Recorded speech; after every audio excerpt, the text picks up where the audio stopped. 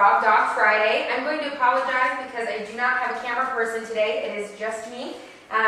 So I might be running back and forth and checking to make sure that I'm in the shot and that you can see Feeny and I working together. So this week we will be going over our step 5 of our Say Yes to Your Dog exercises.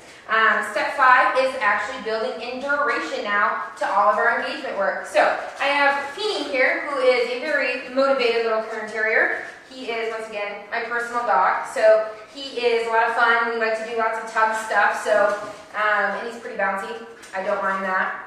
So I haven't fixed it. But we're going to be building in duration to our committed engagement. So it's not enough that they just come in, sit, put their butt down. It's not enough that the dog comes and finds me. Right? Now I'm asking for them to hold eye contact. Yes. For a little bit longer than they were doing before. So let's go over the previous 4 steps to our Say Yes. We'll give some people some time to kind of check in with us. And if you have any questions, let me know. I'll kind of run back and forth and check on those as we go through. Let me know if you actually can hear the audio, and we'll, adjust as we go along. So the first stage that we build in with our Say Yes to Your Dog exercise, yes, good boy, is going to be acknowledgement.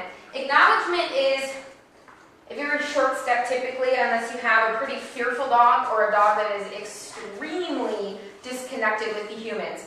An acknowledgement is simply the fact that the dog is looking in my direction. That's it. That is our requirement. You look in my direction and I reward you. I don't care if I have to put a dog on a 20-foot long line to get them comfortable. That's perfectly fine at that distance. A great little story, we just started doing private lessons with a pretty severely fear-based aggressive border collie mix the other day.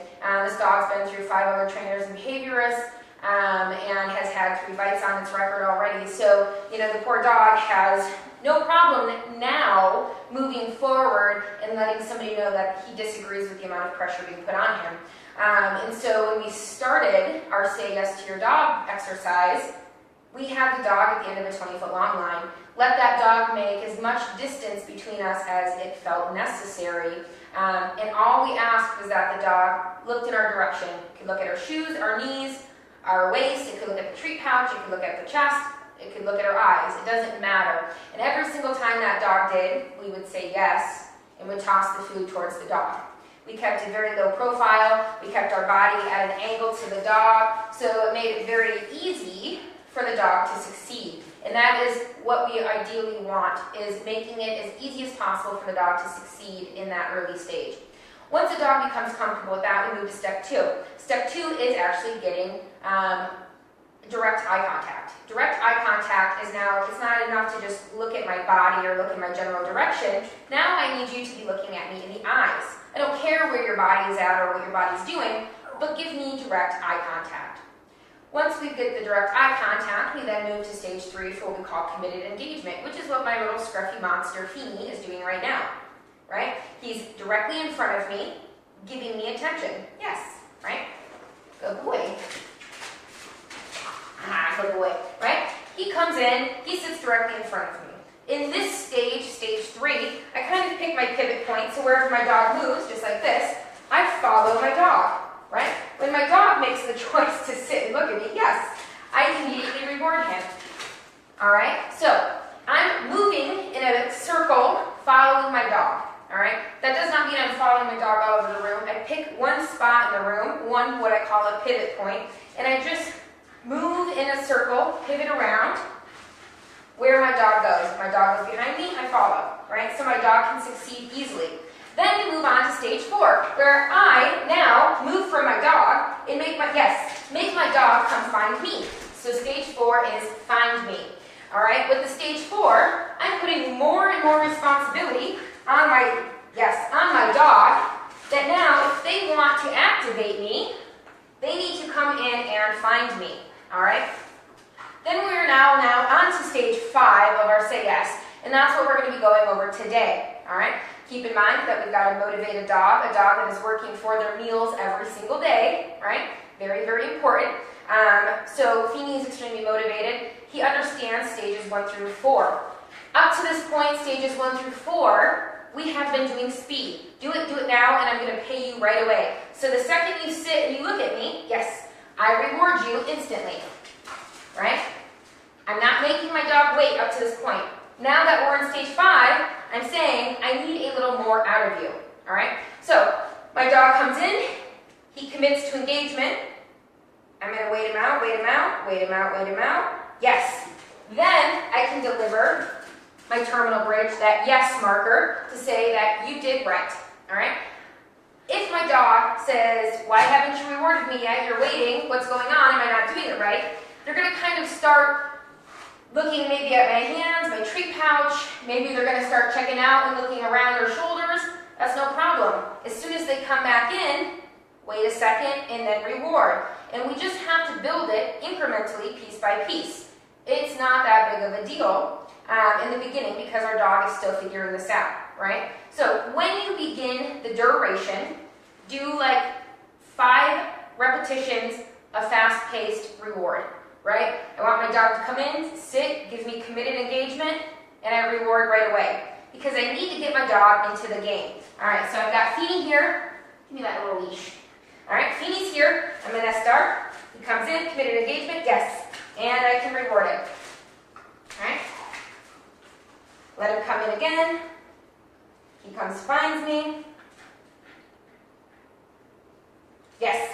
Now, he tried to do a cute little bed position. It is really cute, but that's not what I'm looking for. That's his default behavior that I ignore until he goes into an actual sit. That's just him, right? Let him come back in. Yes. I'm rewarding right away as soon as he gives me that engagement. Yes. Good boy. All right, I'm going to do one more, and then I'm going to start adding duration for him. Yes. So this next repetition that I do, I'm going to start asking for a longer time for him to hold that attention. He comes in, he's anticipating a reward, he gets a little antsy, yes. Then I reward him. Good boy. I don't have to go for 5 minutes right off the bat. I might ask for 2 seconds. That's okay. It's still a success. Wait him out. You can see, can I offer it down? Might move backwards a little. There we go. Wait him out, wait him out. He wants to keep offering that down. Yes. He popped himself back into a sit, so I'm going to reward that. Wait him out, wait him out. He wants to pop himself inside down. I'm going to wait for him to bring himself, yes, back up. That entire time, even though he was transitioning between sit and down, he's still maintaining eye contact with me. But ideally, we're looking for that sit and look. Yes. Good boy. Good boy. Make a little game out of that food chase too. Don't forget that. It makes it very fun and keeps that motivation high for the dogs. You got that leash? Are you killing it good? Good boy. Yes. If you notice, when I don't talk to him, or when I don't talk to you guys while I'm doing this, he doesn't go into transition. He hears me talking, and he's trying to guess if I'm asking him to do something else. Right? If I start talking, see, he went into that DOWN. He looked away, he looks back. Yes, good boy. Excellent.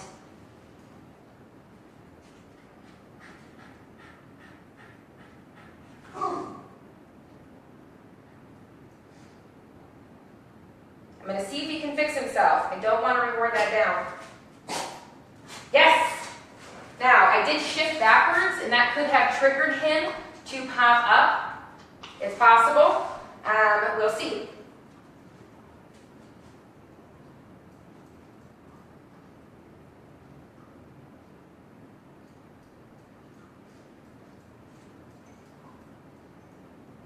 Yes! Good boy. So there, right? You got a little bit like, am I supposed to keep doing this? haven't said anything, so he started checking out, looking around. Then he came back to me and held it for just a second, and that's what I want to reward.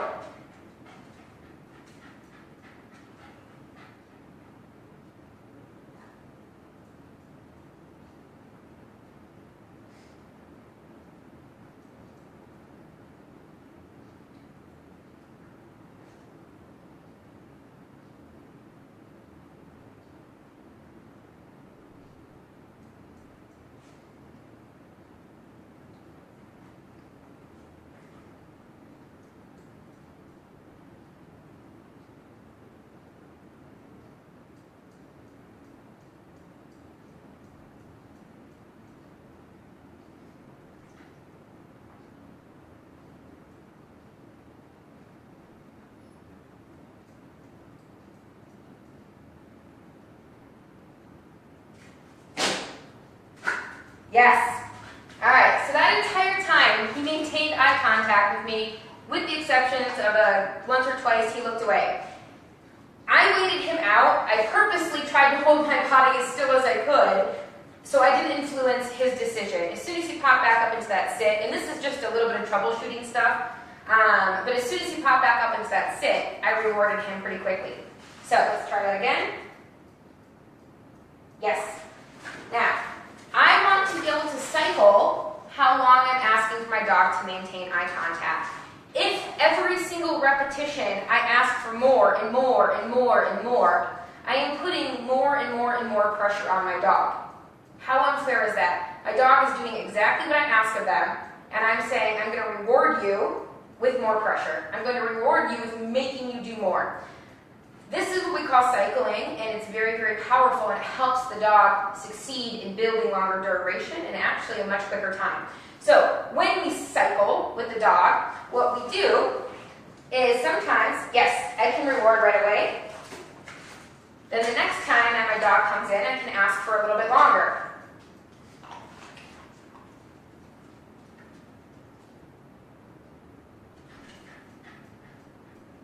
Yes, all right? And then maybe the next time I ask for a little bit longer.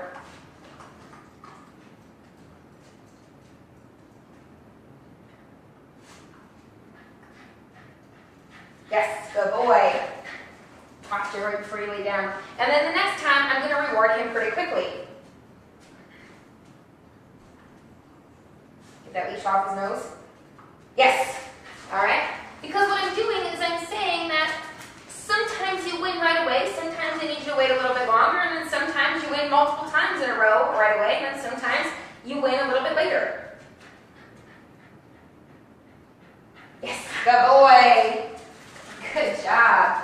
So when you start this cycling process, you actually help your dog understand that it's a fun game, and it's not just getting boring and boring and boring by waiting longer and longer and longer. And you're really doing your dog a great service instead of a disservice by offering that ability to cycle through the repetitions, a couple short in a row, maybe one a little bit longer, a couple short, then one a little bit longer, and then one just a little bit shorter, and then a little bit longer, and then back down to instantaneous reward, and just moving through the process like that.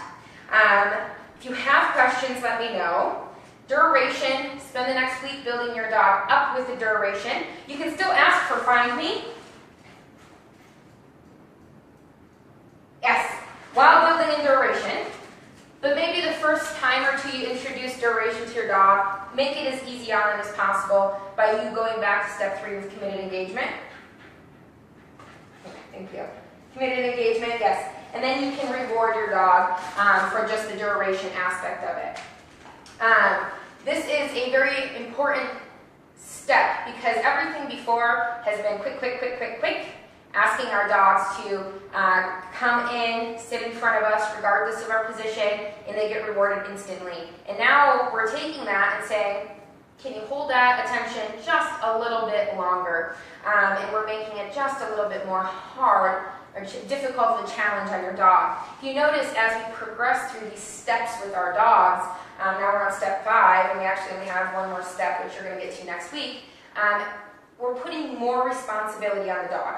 more responsibility, saying, I need you to become more of the participant. In the beginning, it was me doing a lot of the work, and as we progress through these steps, it's the dog doing more and more of the work and me doing less and less of the work, right? I want my dog to learn to activate me, right? Feeney's here at my feet. He's ready and waiting anytime I give him the opportunity, yes, to earn, right? He understands that by paying attention to me and not everything else, he gets the opportunity to earn something, right? Whether it's food, affection, play, or space, he's at that point where he understands he could get any of those, right? But he understands that paying attention to me is what gives him the opportunity to earn those life rewards, right? If you set this up with your dog, they're going to be able to hang around you when you need them to, and pay attention. They're here waiting when you're ready, right? More responsibilities put on your dog at that point. And so, step 5, next week we might have to switch the date, and I will keep you posted because we are hosting the Mark McCabe seminar, and it might actually just be pushed back a little bit afterwards because I think the seminar will be ending at about 5 p.m.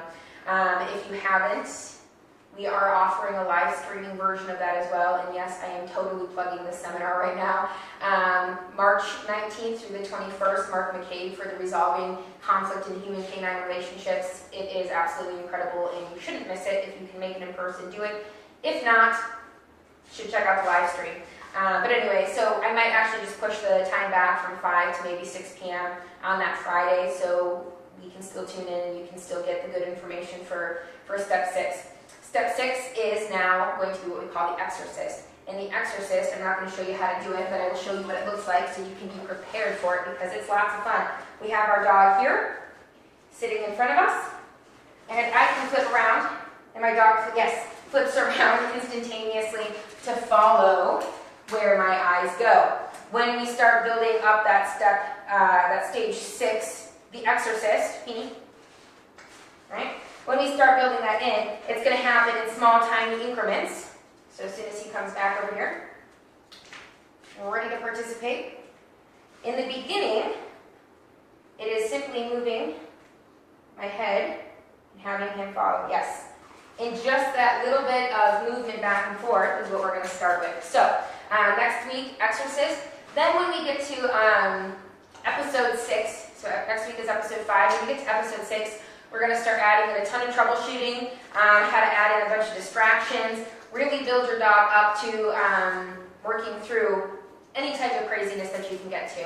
And that's just kind of be lots of extra fun stuff on how to really prove your engagement activities, the say yes with your dog, and making your dog as absolutely attentive and focused and choosing you over your environment as you can get. So I will see you guys next week. Most likely I'll be pushing the time back, so keep an eye out for updates on our Canine Guidance to Inclusion page on Facebook. Until then, have a good night, guys.